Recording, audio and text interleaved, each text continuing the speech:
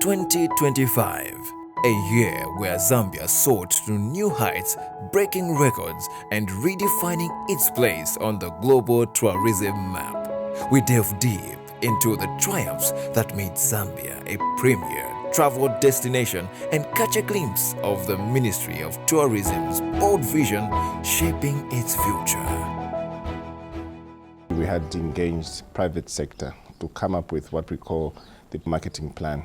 This marketing plan was speaking to, first of all, how we're going to market Zambia as a preferred destination. That was one. Number two, we had to set out a target of the number of international arrivals that we want to get into the country, which obviously was the 2 million. And then obviously number three was to also agree on the working relationship between private sector and that of government. So that particular stakeholder engagement came out with very, very interesting, ambitious targets, as you rightly have heard. First of all, we'll talk about the arrival numbers, which was obviously the 2 million. So we already sat down with private sector towards the end of the year.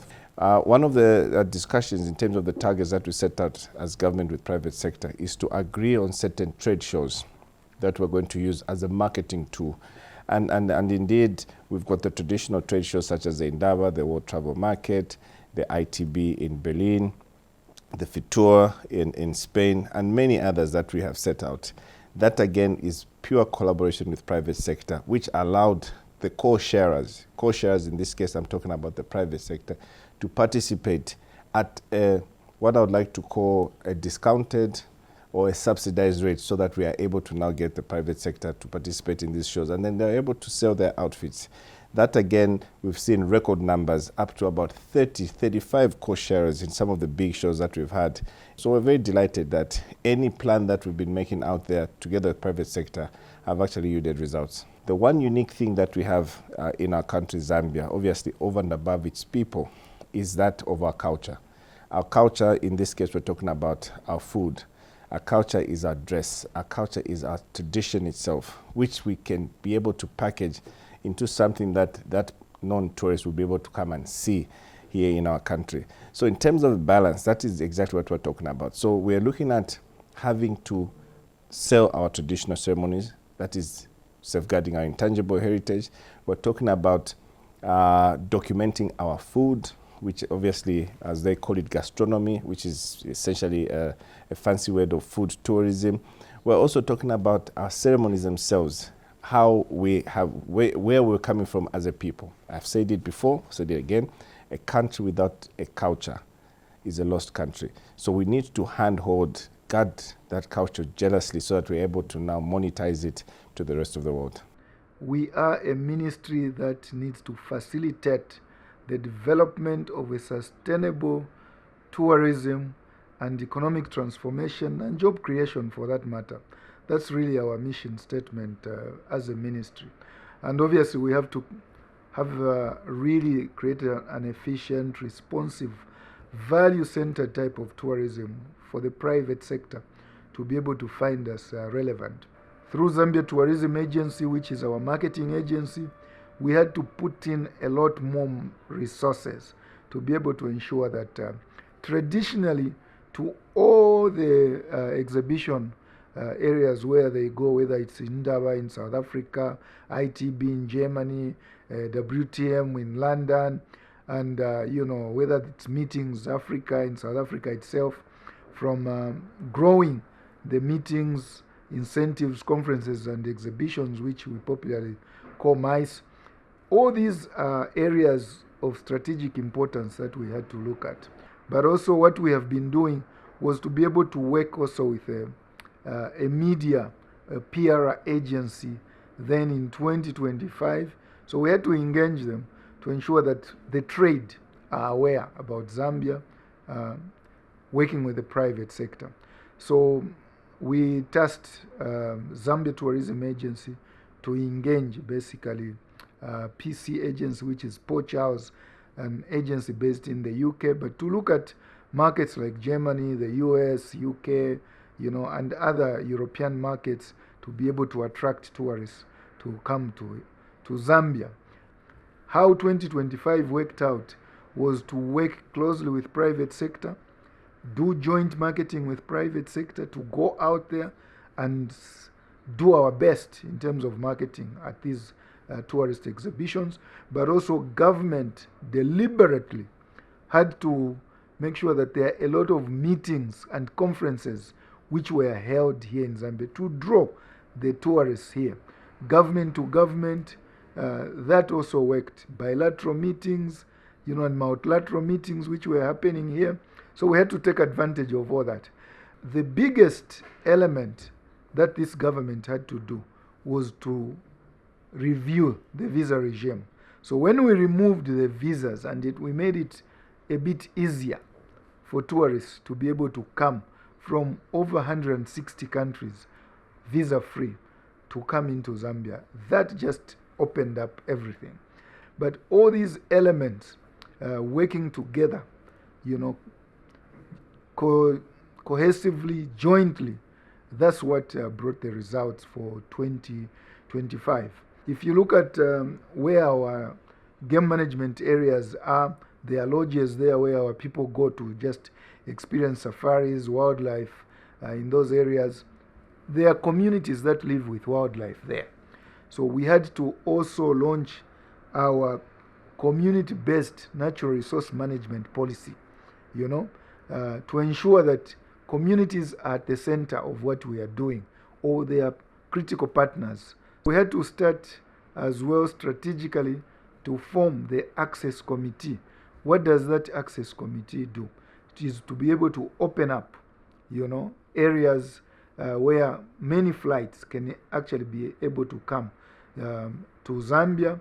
And also I think the growth of ProFlight has really helped to open up. And this is something that we cannot just proudly say the Ministry of Tourism alone has done it. It is an industry, effort. All the players pushing one vision, one goal, with the president also being really at the apex of it, to drive and to push us in terms of the way to go, the direction we need to take. We want to be able to make sure that this industry can be a $1 billion revenue contribution to the GDP for this country, and going beyond single digit to at least growth of over 10%, and with a lot of effort even reach 20% contribution to GDP. But also there's a lot of investment that has been going on in this sector as well. What did we do? Some of the incentives that we had to give to private sector, those that wanted to build hotels or expand, we had to ensure that some of the items that they import are duty free, and that's what happened, just to push them, to give them a stimulus package to be able to move. And those that wanted also to invest into safari vehicles, so they can be able to buy brand new vehicles and no duty paid. We also train our people, through the Zambia Institute of Tourism and Hospitality Studies, ZITS, and many other private universities and colleges, to ensure that the boys and girls that serve our tourists are able to do a good job. They give them a good experience. Zambia Institute for Tourism and Hospitality Studies is the statutory body under the Ministry of Tourism. Our mandate is basically to be able to train and prepare human capital for the sector and its subsectors. So last year was an amazing year for us. We recorded a number of successes. One of them was we did renovate the food science lab. That is a facility that helps our students in terms of their studies. So it supplements learning in the science subjects. And so students that are doing food production then can understand the bacterial content that is found in food, and this enhances in terms of food safety. Last year we also hosted our third Travel, Hospitality and Education Summit. we did record quite significant strides. One of those was the integration of travel and tourism in the national school curriculum. And so this year is the second year that that subject is being taken in schools, and we champion that as the anchor institution that is responsible for human capital development for Zambia. We did graduate over 300 students last year as well. That was a highlight for us at the Institute, because now 300 young boys and girls, or ladies and gentlemen, were now introduced in a market and will be able to provide the service that this industry desires and needs. National Museums Board is one of the statutory bodies under the Ministry of Tourism. And its mandate is mainly to manage, establish, and also develop museums. May I start by giving highlights of the successes that National Museums Board was able to score in the year 2025. We had the museums policy approved by cabinet, and the only thing that remained in 2025 was its launch. And one of the issues which started some years before was able to be realized in the year 2025. This was the provision of equipment by the Japan International Cooperation Agency, JICA in short. JICA was able to provide National Museums Board under Livingstone Museum as a way of modernizing that museum. We were able to get the research equipment in terms of also educational equipment, the conservation equipment, which is able to monitor the environmental conditions of our collections. And one of the things that we did was to get back into our historical archives, and we were able to mount an exhibition on the first cabinet. And in the year 2026, we want to repeal and replace the Museums Act of 1966. This in itself will give us another direction, which now will anchor on the policy that was approved in the year 2025. Also important is the continuation in terms of modernization of museums. We want to thank the government that it has provided some resources amounting as the initial amount of 3 million to modernize the Lusaka National Museum.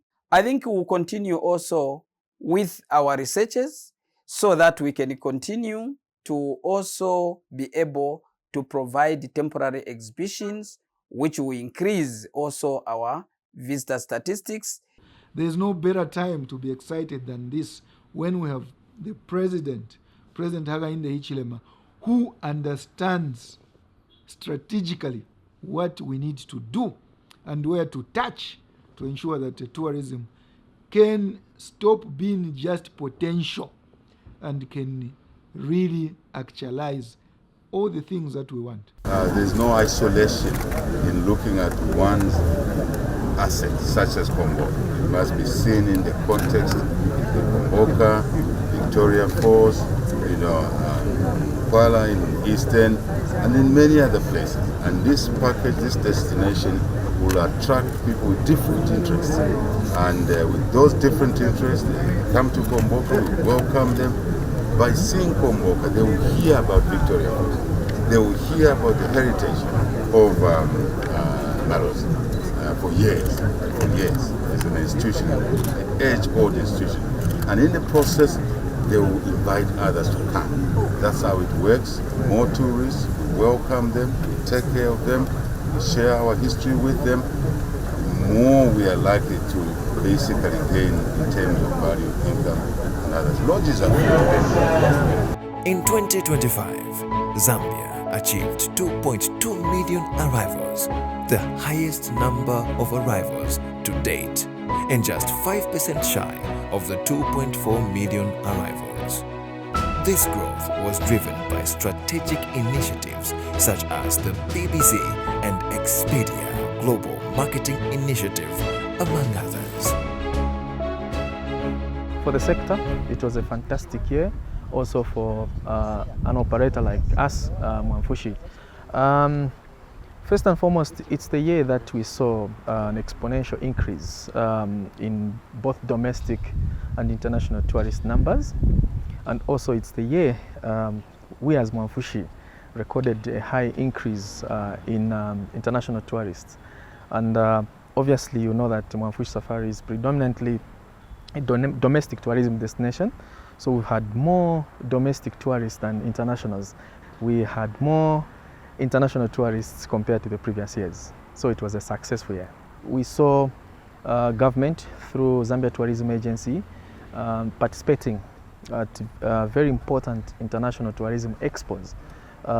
We saw government through ZTA having exhibition stands at the extremely important international expo, a platform through which Zambia was marketed to the international world, rather to the global village.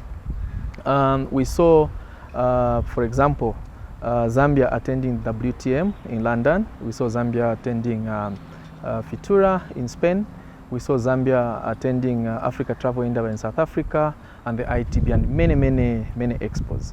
So just that helped to put Zambia on the world map, and now we can say the sector also benefited. Now, as an operator like Mwamfushi, how did we benefit from that initiative? We also were given an opportunity to go and attend such expos. We were given an opportunity to attend 3 important expos. One, we attended the ITB German, which takes place in Berlin. A very good international tourism platform where we showcase our products and services. We were also given an opportunity to attend the Africa Travel Indaba, which takes place in Durban in South Africa. Also the prestigious WTM, World Travel Market in London. So these are some of the initiatives that government took in order to help us market the destinations. We have so many incentives, I can tell you. But the major incentive that stands out for me is that incentive called an import duty waiver on imported safari vehicles and equipment, where you're able now to, as a tour operator, as long as you meet the criteria, you're able to import a vehicle, a Land Cruiser, duty-free. That's an incentive which is there. And I'm calling my fellow operators to take interest in that. This is something that you cannot afford to miss. Partnerships with international PR agencies, influencer campaigns, and familiarization trips have also boosted Zambia's global visibility. Preserving Zambia's rich cultural heritage remained a top priority in 2025. Over 60 traditional ceremonies were celebrated, with the Republican president attending some. Zambia's tourism sector shone brightly in 2025, winning the Gold Award for Best Destination Marketing Campaign at the Africa Marketing Conference and winning a number of bids to host over 15 MICE events in Zambia in 2026. At ShareZone, we are your first local, indigenous, Zambian-run, Zambian-owned operator. So there are a lot of glass ceilings that you can imagine in the tourism sector, but the Ministry of Tourism, with the New Dawn administration's mandate to have more Zambian participation, they have really opened opportunities for us, engaged us, made opportunities, put connections. So on that footing, we are very grateful for the Ministry of Tourism, ZTA, and the government in general for opportunities like this. Upward trajectory, a lot of opportunity, interest in Zambia, obviously stemming from different sectors. The mining space has put Zambia on the map, and by extension, a lot of interest is coming through foreign direct investment, interest in tourism, the opening of markets, our efforts for marketing. Zambia has got immense wildlife and tourism potential. I know we've got our focuses on the mighty Victoria Falls, but my goodness, Zambia is an endless jewel that I believe has got so much prospectivity. And if we keep on the same trajectory with the ministry, with operators, with tourists in general, regional and international, we would be able to extend the great capacity for what Zambia is. Sustainability was a cornerstone of 2025's success. From environmental protection initiatives to regional collaborations through the KAZA Summit, Zambia reaffirmed its commitment to biodiversity. As Zambia looks to 2026, the focus remains on innovation, sustainability, and collaboration. The Ministry of Tourism is dedicated to ensuring that Zambia remains a top destination for domestic and global travelers.